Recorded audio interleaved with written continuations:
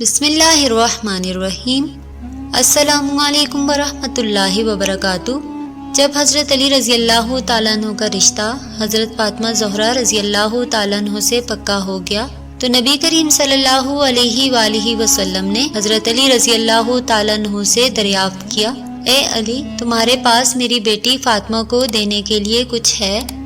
حضرت علی رضی اللہ تعالیٰ عنہ نے جواب دیا، جنگ بدر میں جو ذرہ ملی تھی بس وہی ایک ذرہ ہے اور ایک اونٹ ہے۔ ذرہ جنگ میں پہننے والا لوہے وغیرہ کا لباس ہوتا ہے جو دشمن کے حملے سے بچاتا ہے۔ آپ صلی اللہ علیہ وآلہ وسلم نے فرمایا، اونٹ تمہارے کام کا ہے، ایسا کرو ذرہ بیچ دو۔ نبی پاک صلی اللہ علیہ وآلہ وسلم کا یہ فرمان سن کر آپ نے وہ ذرہ بیچ دی۔ حضرت عثمان غنی رضی اللہ تعالیٰ عنہ نے اس ذرہ کو آپ رضی اللہ تعالیٰ عنہ سے تقریباً 500 درہم میں خرید لیا۔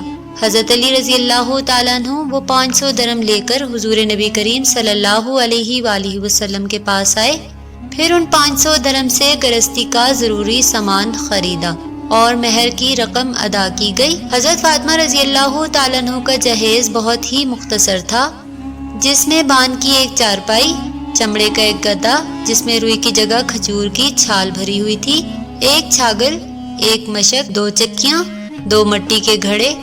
کچھ روایتوں میں تکیے کا بھی ذکر ملتا ہے۔ حضرت حارثہ بن نعمان انصاری رضی اللہ تعالیٰ عنہ نے اپنا ایک مکان حضور نبی کریم صلی اللہ علیہ وآلہ وسلم کو ہدیہ کر دیا تاکہ اس میں حضرت علی رضی اللہ تعالیٰ عنہ اور حضرت بی بی فاطمہ رضی اللہ تعالیٰ عنہ شادی کے بعد رہ سکیں۔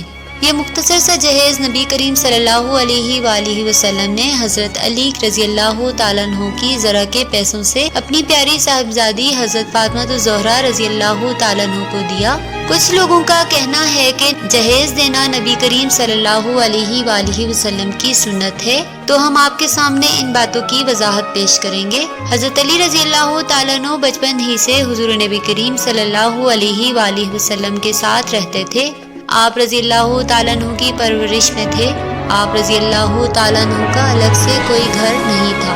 آپ صلی اللہ علیہ وآلہ وسلم ان کے سرپرست اور ولی تھے، اور بحیثیت ولی سرپرست آپ صلی اللہ علیہ وآلہ وسلم کی اخلاقی ذمہ داری تھی کہ شادی کے بعد حضرت علی رضی اللہ تعالیٰ عنہ کے لیے گرہستی کا کچھ سامان خریدیں اور گھر کا انتظام کرتے۔ حضور نبی کریم صلی اللہ علیہ وآلہ وسلم نے حضرت علی رضی اللہ تعالیٰ عنہ کو جہیز میں جو تھوڑا سا سامان دیا تھا وہ سسر کی حیثیت سے نہیں بلکہ سرپرست اور ولی ہونے کی حیثیت سے دیا تھا۔